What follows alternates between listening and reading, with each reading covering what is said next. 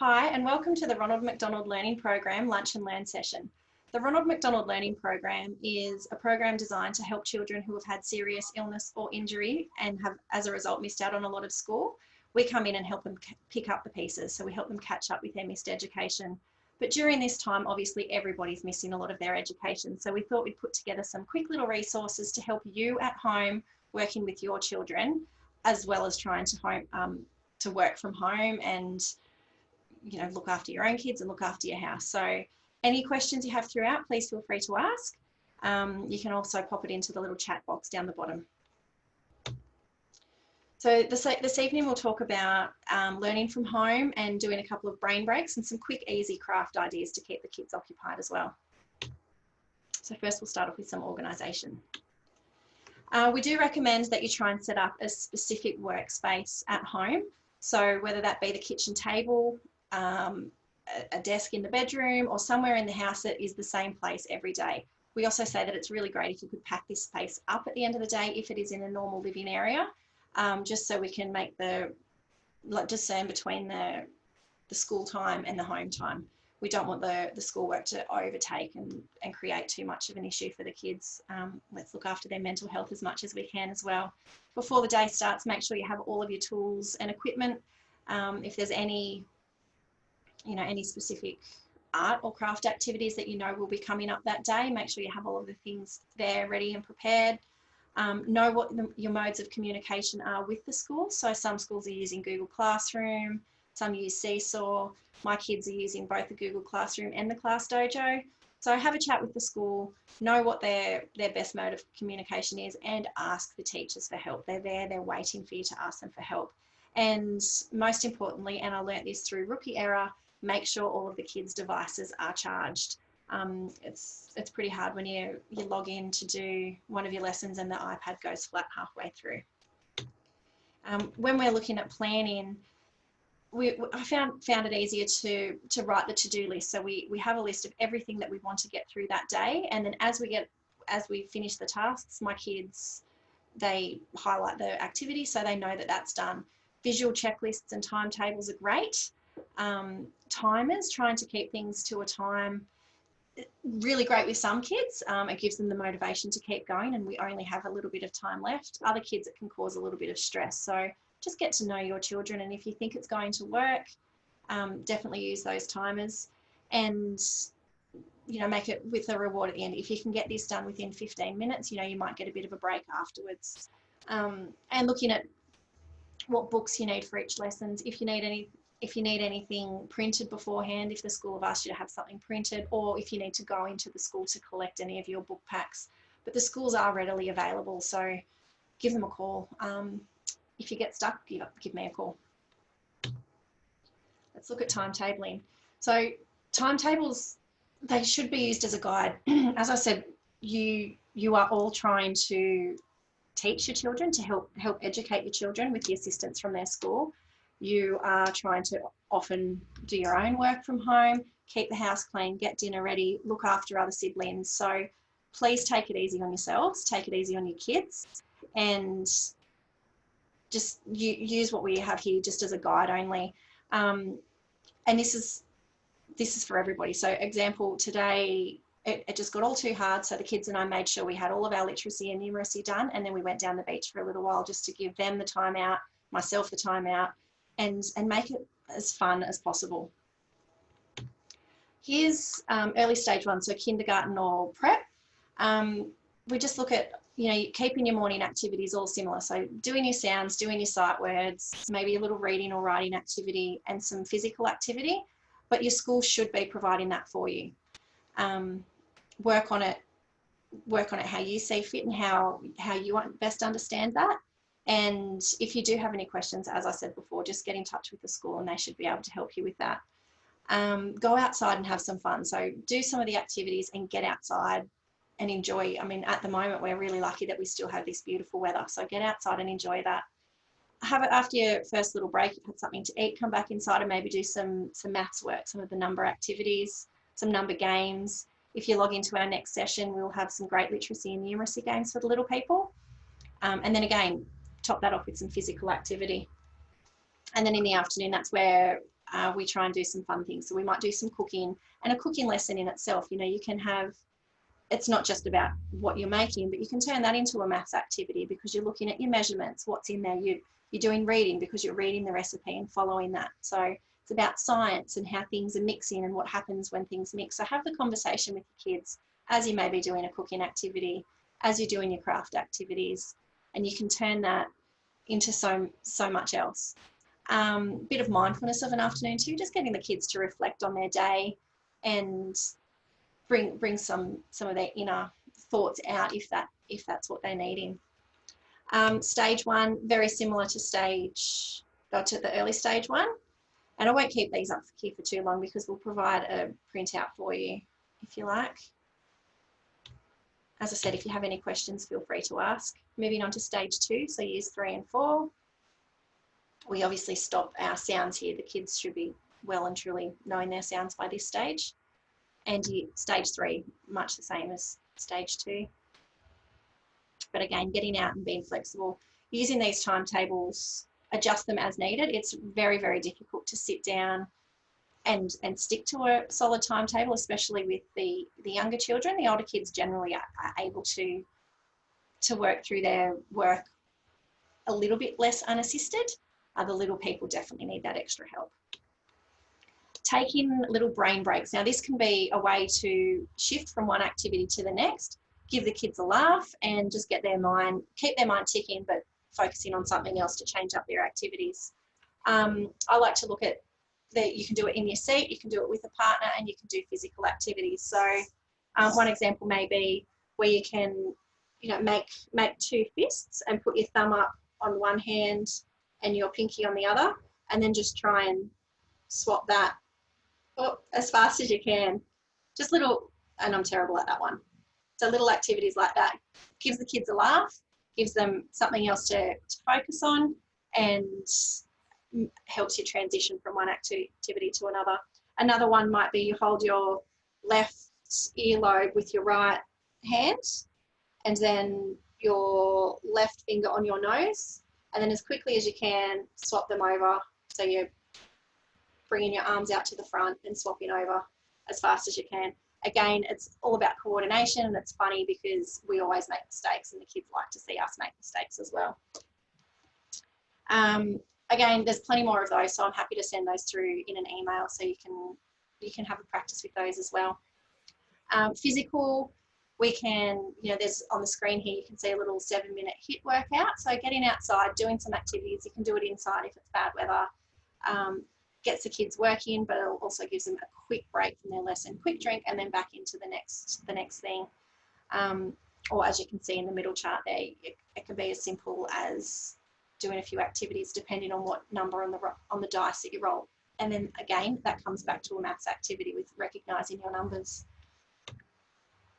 Let's look at some easy craft things to do at home. So when you need a break from all of the hard work, and looking at something that the kids are able to sit and do on their own without assistance. We've just provided some easy drawing things here that we found online. So starting off with a circle and moving through into an elephant. Again, I won't keep these on screen for too long because we can send these through for you to have a look at. Got some monkeys and some cute little tigers there.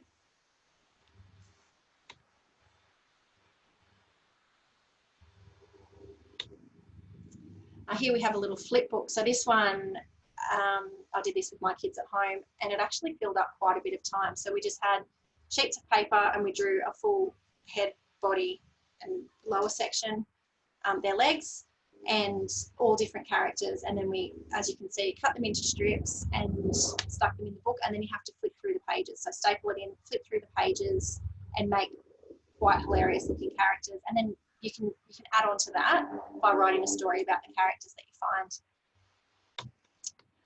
Naturecraft, getting the kids outside again. So we can create different bugs with your leaves or your rocks or whatever you may find. Unfortunately, my little fellow found some actual bugs and tried to create more bugs out of that. So boys are pretty good at finding things like that in particular. But another fun activity to be done. Rock painting. So that's a really big thing at the moment. And on Facebook, there's a page called New South Wales Rocks. So getting the kids to paint paint on a rock, and on the back of it you put the Facebook symbol and the New South Wales rocks, and you can go and hide them anywhere. So when going for a walk, it's getting you outside, you're hiding your rocks, and then if somebody else comes along, obviously make sure you've got clean hands before you handle the rocks, but somebody else can come along and find that rock, and they take a photo and post it onto the Facebook page.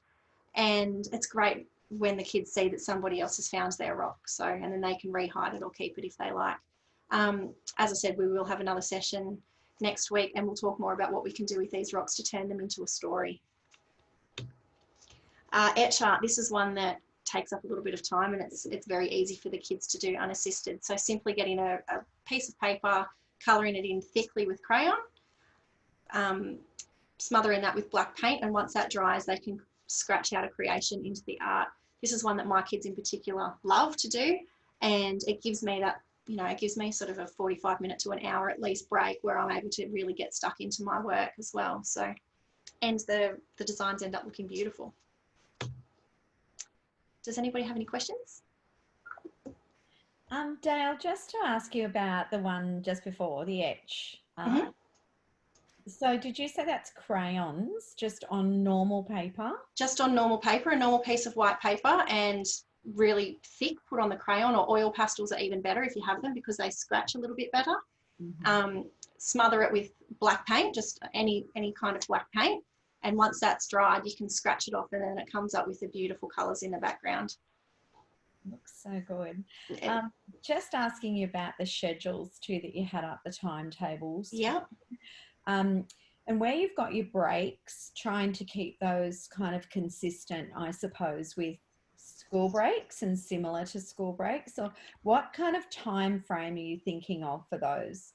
Whatever's working in well with what works best with your family. So obviously if you're at work and you need to have a break at a certain time, get the kids to take a break at the same time for the same length that you would be doing. So you're getting that time together as well. You know, your kids better than anybody else. So if they are the kind of child that likes to get in and get the work done, have a quick break and get back into it. But if they really need that time, give them the 20 minutes, half an hour for the morning break, say, and even up to an hour for the lunch break, just depending on how they get through their work throughout the day. You also don't want them to be not finishing their schoolwork until 5 o'clock every day, because that's not fair on them either. They need to get out and play. So just, and like I said, it's very, very flexible. So stay in touch with your school, see what work needs to be done. And some days, like I said today, we needed to get outside, so we went down and had a swim, and that's okay too. You do what you can do, and then you take the breaks when you need to, because this time, as much as it's hard and it's stressful and it's confusing for us as adults, I can only imagine what goes through our kids' heads. So their mental health is really important through all of this too. I was wondering about, for some kids, those standard couple of breaks might work well, but as you say, for other children, they might need like 4 little breaks. Absolutely. Absolutely. And if you, like I said, we all know our own children the best. Some people might need a lot more than that, you know, and it might be that they need a 5 to 10 minute break between every single activity, and that's where you can add in some more fun brain breaks. But then other kids, you know, you need the more you keep it pushing along, the easier it is. Routine, as I said, it is a great thing. However, in this current circumstance, when we're trying to do our own work and we've all got our own Zoom conferences every day, or we're talking to clients, or we're, you know, on the phone to the hospital, or whatever it may be, sometimes it's hard to stick to that, and that's okay. Please, like I said, just we really, really need to go easy on ourselves and definitely on our kids. And just one last question. What about how some schools have been asking for children to actually wear like their school uniform when they're at home? And it's almost like adults also trying to get ready for the working day. Do you think there's something in that for children as well? Absolutely. And like I said, that again, that comes down to knowing your child. If them being in their uniform, getting up and having that morning routine, it's definitely recommended, but it's also hard. I mean, it means there's more washing for mum and dad. And if that's just a thing that they don't want to deal with, then the kids are still able to sit down and do their work. I think it's really cute. Sometimes we see some photos of the kids working at home in their uniform. And often, like pre-COVID-19, a lot of the children that we work with, when they were at home, they would get up and get in their uniform every day. So they were the same as all of their friends who were going to school, and they couldn't go due to their illness. But yeah, I'd say it's probably about a 25-75% split of people that I've spoken to who are doing that at the moment, with only about 25% people in the uniform. But it definitely does get the kids thinking that this is school. And sorry, just one last question. When we talk about brain breaks, what about some ideas on brain food? What do you actually think is maybe some good ideas in terms of what the kids should be eating throughout the day? See, I've been trying to keep that as close to what we do when they're at school anyway. So we have our fruit break. The difference is that now when the kids are actually getting their own fruit break, so we'll have a quick stop at 10 o'clock. And my youngest, he's in kindergarten, he likes to make faces out of his fruit. So we're making that a little bit more fun, and the kids are in the kitchen actually learning how to cut. You know, they're using the knives, and they're learning how to cut all of that up themselves, keeping it to a nice healthy lunch, healthy morning tea.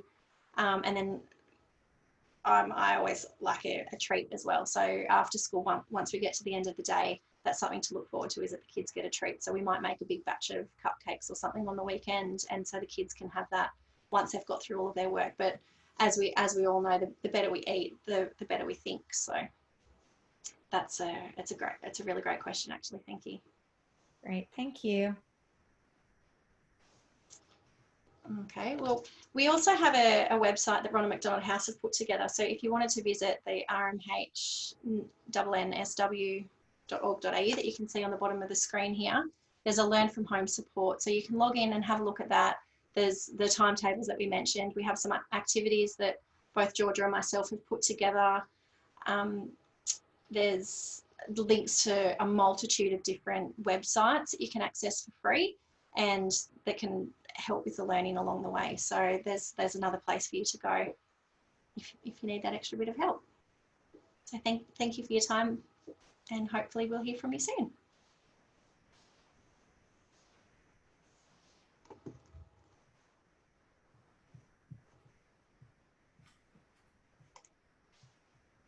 Has that finished, Donna? Yep. Yep. How'd we go? Was that okay? That was really great. It was really weird talking to nobody. I felt like I just rambled. I'm going,